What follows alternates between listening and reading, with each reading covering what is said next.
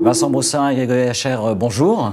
Bonjour. Bienvenue à tous les deux dans le Buzz Média Orange, le Figaro. Alors, je rappelle, Vincent, vous êtes le directeur général adjoint en charge des programmes et de l'antenne de TMC et de NT1, oui, deux chaînes du groupe TF1. Grégory, vous êtes animateur sur la matinale, de 9h à 13h sur la station RTL2 et prochainement sur NT1, puisque vous allez présenter à partir de lundi prochain, lundi 28 janvier, en prime time, Le Bachelor. Depuis ce matin, plus de 4500 affiches.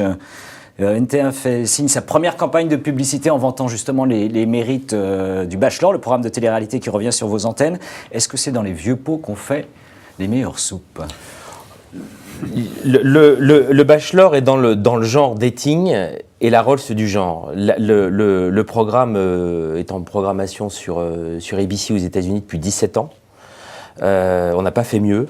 Donc pourquoi se priver d'un format qui a fait ses preuves et qui va permettre à la chaîne de monter en puissance? Et c'est vraiment le but de ce format, c'est le but également de la campagne très importante qu'on met en place à partir d'aujourd'hui.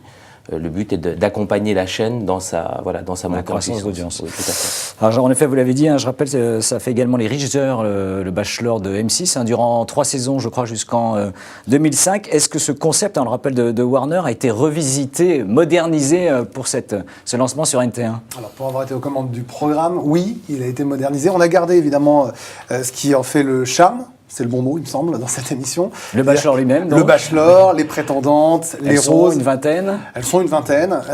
Il y a évidemment la cérémonie de la rose, à la fin de chaque émission, qui permet au Bachelor de choisir les jeunes femmes qui vont poursuivre l'aventure, en quête de l'amour. Et puis, il y a aussi quand même une vraie dose de modernité. Enfin, il me semble, c'est évident. On a mis beaucoup d'humour dans le programme. Je pense que les gens qui vont regarder... C'était pas le cas précédemment ? C'était moins le cas. On était beaucoup plus... On reste dans une émission romantique de dating, mais on est vraiment plus moderne parce que les codes de la télévision ont changé. Les codes de l'amour aussi ont changé depuis une dizaine d'années, avec tout ce qui se passe aujourd'hui, les rencontres sur Internet, aussi les émissions de télévision qui se sont multipliées. Là, il y a aussi un bon moment de télévision à vivre, je pense, avec beaucoup d'humour. Et ça ne m'étonnerait pas qu'il y ait des grands sourires devant la télé en regardant l'émission. Est-ce qu'il y aura justement, vous parliez d'Internet, on voit l'explosion aujourd'hui des réseaux sociaux, Twitter, il y aura un relais opéré sur l'émission, sur les réseaux sociaux ? Il y a un relais, il y a un dispositif important sur le web avec des bonus, avec avant et après la diffusion, évidemment Twitter. Enfin, il y a tout un dispositif autour du lancement qui était prévu déjà très en amont et au moment du tournage même de l'émission. Oui, par exemple sur NT1 TV, il y aura des confidences d'Adriano que j'ai recueillies à la fin de chaque émission, qui seront en plus de l'émission pour compléter ce qu'on a vu à l'image. Et sur Twitter, il y aura le tweet live le soir de la première et chaque semaine.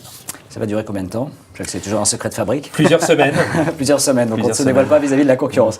En 2012, NT1, je rappelle, a réalisé une part d'audience moyenne de 2,1%. En progression, c'était 1,9 en 2011. Le Bachelor, ce sera un carton. Quel niveau d'audience ? On ne s'est pas fixé d'objectifs sur le Bachelor même. On s'est fixé des objectifs pour la chaîne, pour qu'elle continue. Et sur la case du lundi ? Sur la case du lundi, pas particulièrement. La chaîne étant, comme on le disait, en programmation en perpétuelle évolution. Donc, le but est d'installer une case de divertissement sur la chaîne. D'autres programmes suivront après le Bachelor. Le but, c'est de s'inscrire dans la durée. C'est une course de fond, la TNT. Donc, on installe la grille progressivement avec des nouveaux rendez-vous. La chaîne a progressé de plus 11% l'année dernière. L'objectif, c'est qu'elle progresse encore cette année. Reposez-moi la question lundi prochain. Je vous dirai le SMS que j'ai reçu de Vincent. La sanction tombe. Donc mardi matin, nous on le Voilà, découvrira. exactement. Mardi matin, j'attends. Vous disiez aux États-Unis, 17e saison. Est-ce que vous espérez une aussi longue carrière sur NT1 tous les deux ? Je souhaite, je ne sais pas si on sera là. Voilà, ouais, 17 ans, ça fait peut-être beaucoup, mais en tout cas, voilà, on y croit fortement et tout le dispositif qui est autour de ce lancement le prouve. On a de grosses ambitions sur ce programme. Maintenant, en effet, il peut durer 17 ans, c'est tout le mal que je souhaite à la chaîne. Et alors justement, sur NT1, ce programme est l'occasion de donner une nouvelle impulsion, une nouvelle stratégie sur la programmation. Comment vous définiriez aujourd'hui la programmation justement de NT1 dans l'univers de concurrence qui s'est élargi depuis le 12 décembre dernier ? L'important, je pense, en TNT aujourd'hui, c'est d'avoir des territoires, d'avoir des positionnements extrêmement clairs. On a fait un premier travail avec Caroline Gott, la directrice de la chaîne, au mois de septembre. C'était un travail d'abord de relooking, puisqu'on a complètement changé l'habillage de la chaîne. Il est plus en phase aujourd'hui avec le public de NT1, qui est plus jeune, plus féminin que ce qu'il était il y a encore 2 ans. Et parallèlement, on a enrichi la grille d'énormément de séries inédites. Donc aujourd'hui, je dirais sur la partie séries, on est la chaîne qui propose le plus de séries inédites, le plus de marques fortes. Vampire Diaries, Dexter, toutes ces séries-là sont à l'antenne. Maintenant, le gros chantier des prochains mois, ça va être sur le flux, donc sur ce qui donne encore plus d'identité à une antenne. Et le Bachelor est la première pierre de ce dispositif. Mais le but est de travailler vraiment sur le flux, sur l'équipe d'animateurs, sur tous ces aspects-là. La nouvelle conclusion, dont je parlais, les 6 nouvelles chaînes de la TNT, annoncées le 12 décembre dernier, dont HD1 par le groupe TF1, complique aujourd'hui la concurrence justement du paysage audiovisuel français? Non, ça ne complique pas les choses. On a chacun notre territoire, il a été clairement défini en interne, à chacun son positionnement et ses axes forts.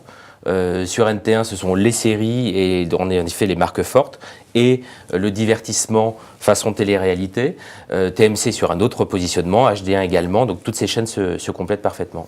Grégory, donc je disais RTL2, NT1, est-ce qu'il y aura une autre suite sur NT1 dans d'autres programmes? Vincent, c'est peut-être le moment de négocier.